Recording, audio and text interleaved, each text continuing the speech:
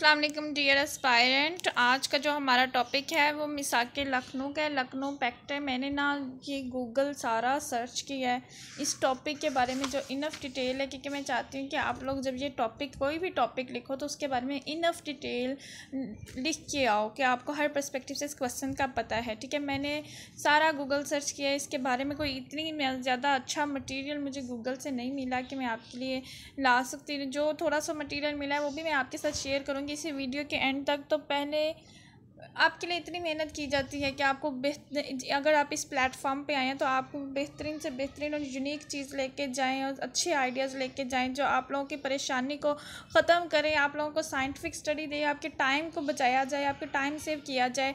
तो काइंडली आपसे छोटी सी रिक्वेस्ट है कि आप मेरा चैनल लाइक कर दें, सब्सक्राइब कर दें। आपका कुछ भी नहीं जाना, बस हमारे जो है ना थोड़ी सी हौसला अफजाई हो जाती है कि हमारे जो वर्क को है वो सराहा जा रहा है। ठीक है, जो आते हैं इस टॉपिक की तरफ। इस टॉपिक में ये है कि जो माहिदा लखनऊ है, प्री पार्टीशन हम लोग कर रहे हैं, स्टेप बाय स्टेप सीरीज़ चल रही है और मैं आपको मोस्ट रिपीटेड क्वेश्चंस करवा रही हूँ जो CSS और PMS में पाकिस्तान अफेयर हो या पाकिस्तान स्टडीज़ हो उसमें पूछे जाते हैं, बार बार आते हैं। ये जो टॉपिक्स मैं आपको करवा रही हूँ, अगर ये सारे टॉपिक्स आप लोग कर लेंगे, मैं आपको साइंटिफिक स्टडी कराऊंगी। थेरी मतलब लंबी चौड़ी स्टडी नहीं करवानी, बहुत ज़्यादा कर लो फिर आते भी उसमें से नहीं। मैं आपको जो क्वेश्चन करवाऊँगी वो आपको इंशाल्लाह पेपर वाले दिन आपको परेशानी नहीं होगी। तो ये क्वेश्चन आपने हर पर्सपेक्टिव से कर लेना है। इसमें यही है कि जैसे ही क्या हुआ था कि लास्ट टॉपिक जो हम लोगों ने पढ़ा था सर सैयद अहमद ख़ान था। ठीक है, सॉरी तकसीम बंगाल था। उसके बाद फिर वो बनी मुस्लिम लीग, बनी मुस्लिम लीग तकसीम बंगाल के बाद ही बन गई थी, ये भी हम लोगों ने पढ़ लिया। और 1909 में इलेक्शन रिफॉर्म्स हुई थी और फिर इसके बाद 1916 का पार्टीशन, 1916 का टेन्योर आ जाता है। इसमें यही हुआ था, इसमें ये हुआ कि जो उस वक्त जो थी मुस्लिम लीग की क़यादत जो थे वो कायदे आज़म ने करना शुरू कर दी। वो एक नौजवान थे, वो इस प्लेटफॉर्म को लेके निकले। मुस्लिम लीग का जो एनुअल सेशन था वो 1916 में लखनऊ के मकाम पे हुआ और वो जॉइंट सेशन हुआ था। ये इंतहाई जो है PPSC के और GK में ये क्वेश्चन बहुत ज़्यादा पूछा जाता है कि माहिदा लखनऊ कहाँ हुआ था, कब हुआ था, 1916 में हुआ था, किस मकाम पे हुआ था, उसे क्यों लखनऊ पैक्ट कहा जाता है। वो मकाम का नाम जो था लखनऊ था, जिस वजह से ये माहिदे को नाम लखनऊ पैक्ट। यहाँ पे जो जॉइंट सेशन हुआ था, मुस्लिम लीग और कांग्रेस जो थे एक हो गए थे, एक ही जमात पे इकट्ठे हो गए थे। ये इसलिए भी है अहमियत का हामिल है कि यहाँ पर जो थे कायदे आज़म को एज अ लीडर दोनों जमातों ने माना, कांग्रेस ने भी माना और मुस्लिम लीग ने भी माना। और उस वक़्त क्या हुआ था कि मुसलमानों की जदागाना हैसियत जो थी इस प्लेटफॉर्म पर तस्लीम की जाने लगी, क्योंकि मुसलमान शुरू से अपनी जदागाना हैसियत चाहते थे। वो असम्बली में कोई भी कानून बनता है उसमें अपनी नुमाइंदगी चाहते थे, तो इस असम्बली में उनको नुमाइंदगी मिली। इसके मुताबिक ये वाला चार्ट जो था ना, ये मुझे कहीं से मटीरियल नहीं मिल रहा था, जिसके लिए मैंने आपके लिए ख़ास एफ़र्ट किए। फिर मैंने दूसरी जो किताबें पढ़ी हुई थी घर से उसी को छाना और उससे आपको चार्ट दिया गया कि जो मुसलमानों को नुमाइंदगी देने की बात हुई थी, ये चार्ट तो बहुत ज़्यादा ज़रूरी है और आपको ड्रा भी करना है कि पंजाब में इतनी मुस्लिम आबादी है तो उस मुसलमानों की नशिस्तें इतनी होगी, बंगाल में इतनी है तो इतनी। ये इसलिए हुआ था कि उन्होंने तस्लीम कर लिया था कि मुसलमानों को जो है असम्बली में क्या होगा कि हम देने के लिए तैयार हैं। हिंदुओं ने पहली बार मुसलमानों को जदागाना इंतखाबात थे वो देने के लिए तैयार हो गए थे। ठीक है, फिर इस माहिदे में क्या क्या डिसाइड हुआ था। जदागाना इंतखाब जो मुसलमान शुरू से कहते आ रहे थे कि हमारे जो है सेपरेट इलेक्शन करवाए जाएं, जो मुस्लिम अक्सरियत वाली इलाके हैं वहाँ पे मुस्लिम नुमाइंदे ही हों, हम लोग अपने खुद नुमाइंदे चुने। तो ये मुसलमानों की जो बात थी जो शुरू से कहते आ रहे थे वो इस माहिदे में तस्लीम की गई थी। और ये कायदे आज़म की मेहनतों का और उनकी जो है दूर सोच की, जो दूर अंदेश की सोच थी, उनकी फ़हम थी, अक्ल फ़हम थी, उसकी वजह से ये मौजज़ा उस वक़्त हुआ। बराह रास्त इंतखाब का तरीका कि डायरेक्ट जो है वो इलेक्शन किया जाएगा, वीटो का इख्तियार किसको दिया जाएगा, फिर ये भी उस वक़्त तय पाया गया। सूबाई असम्बली के मालियाती इख्तियारात वो किस तरह डिस्ट्रीब्यूट होंगे, कौन से सूबे के कितनी वो किया जाएगा, टैक्स इकट्ठा किया जाएगा, तो इंतज़ामिया इसको किस तरह वो है स्पेंड करेगी दूसरे लोगों पर। सूबाई असम्बली के इंतज़ामी इख्तियारात थे वो भी उन्होंने उस पर इस माहिदे में ये सब कुछ तय हुआ, सारी बातें तय हुई।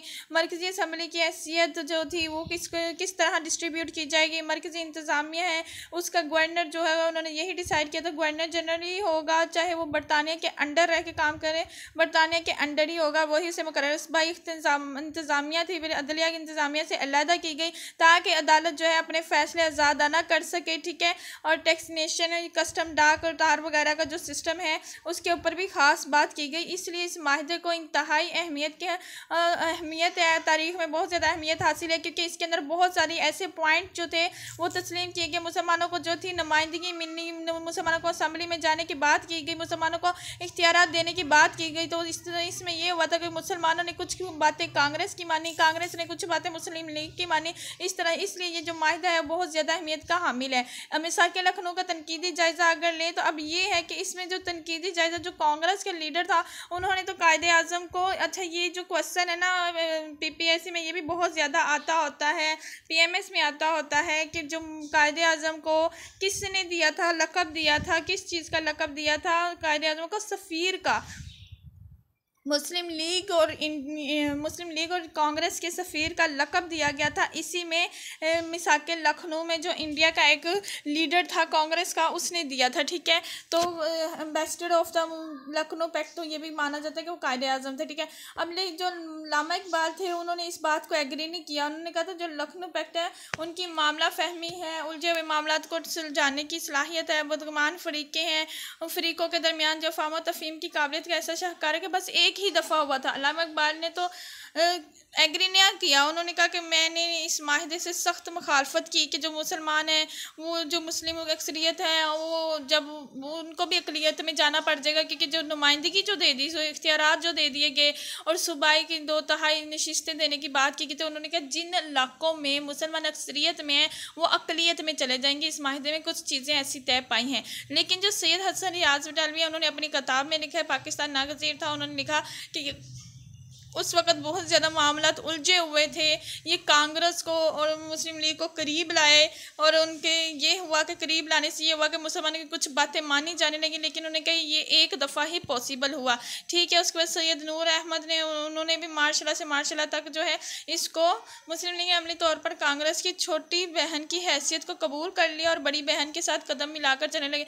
उन्होंने कहा कि इन दोनों जमातों की इन दोनों में खींचातानी चली रहती थी, तो उन्होंने एक मामला जो है कायदे आज़म ने सुलझाने की भरपूर कोशिश की कि ये दोनों मैटर्स जो है संभल जाए, दोनों जो जमातें हैं करीब हो के ब्रिटिश इंडिया के ख़िलाफ़ लड़ें और अपने अपने इख्तियारात हासिल करें। तो ये कायदे आज़म की अपनी एफर्ट थी, लेकिन बाकी जो दूसरे लोगों ने, किसी ने तो इसे सराहा और किसी ने इसको तनकीद की। अब इसकी अहमियत यही है कि जो मुसलमान थे पहली बार उनको जो था वो नुमाइंदगी मिल रही थी, असम्बलियों में नुमाइंदगी मिल रही थी, जदगाना इंतखाबात माने जा रहे थे, उन लोगों को कानून साजी बनाने में उनको जो था नशिस्तें मिल रही थी, मौका मिल रहा था असम्बली में रिप्रेजेंट करने का। तो इसलिए जो माहिदा है ये जो है अहमियत का हामिल है, ठीक है। इसलिए इसकी बहुत ज़्यादा इम्पोर्टेंस है जो मैं आपको शुरू से बताती आ रही हूँ, ठीक है। उसके बाद ये कुछ बातें हैं कि इसको जो है किस लिए दिया जाए। मुस्लिम हकूक़ का तहफ़्फ़ुज़ हुआ था, इसमें मुसलमानों और मुस्लिम लीग का अलहदा तशख़्ख़ुस। इससे पहले तो यही कहते थे ना कि एक ही जमात है, एक ही जमात है, कांग्रेस है, कांग्रेस है। फिर उस वक़्त कांग्रेस ने मान लिया था कि मुस्लिम लीग ही है जो मुसलमानों की जमात है, मतलब मुसलमानों की जमात है। इसके बाद इस्लाहात का असरात शुरू हुआ था, जो उन्होंने इस बात की जिक्र किया गया था कि टैक्स वगैरह का सिस्टम होगा। उसके बाद नापायदार समझौता था, ये सारा कुछ। लेकिन उस वक़्त की ये जो बातें थी उन्होंने यही कहा कि इसको जाने की एक बेहतरीन कोशिश की गई है जो कि कायदे आज़म ने की है और उन्होंने बेहतरीन की। ये कोड है, इसलिए मैंने इस किताब का सहारा लिया है ताकि आप लोग जो है ये कोड ऐड कर सके उसमें, ठीक है। ये थी और ये मेरी बुक का मटेरियल था। और इसके बाद मैं आपको बताती हूँ कि जो मुझे गूगल से मिला वो इंतहाई मुझे कम लगा, और इस पेपर्स के लिए और इस पेज के लिए जो था हमें 20 मार्क्स का क्वेश्चन अटैम्प्ट करना होता है, उसके लिए मुझे तो बहुत ही कम लगा। लेकिन फिर मैंने सोचा कि आपके साथ दोनों मटेरियल को मिला के शेयर कर दिया जाए। आप आगे आपने नोट्स खुद बनाने हैं, इन सारे मटेरियल्स को पॉइंट आपका क्लियर हो चुका है कि ये क्या है, मिसाके लखनऊ क्या है। मिसाके लखनऊ यही है कि लखनऊ जगह का नाम है जहाँ पे मुस्लिम लीग और इन कांग्रेस का एक जो था जॉइंट सेशन हुआ था, और वो जिस जगह पे हुआ था लखनऊ पे हुआ था। उसमें जो जो माहदे तय पाए थे वो डिस्कस किए गए आपके साथ, और फिर ये इसी वजह से ये जो है मिसाक लखनऊ कहलाता है। ठीक है, इसमें मुसलमान और हिंदू जो थे उन्होंने मिलकर कुछ डिसीजन लिए थे।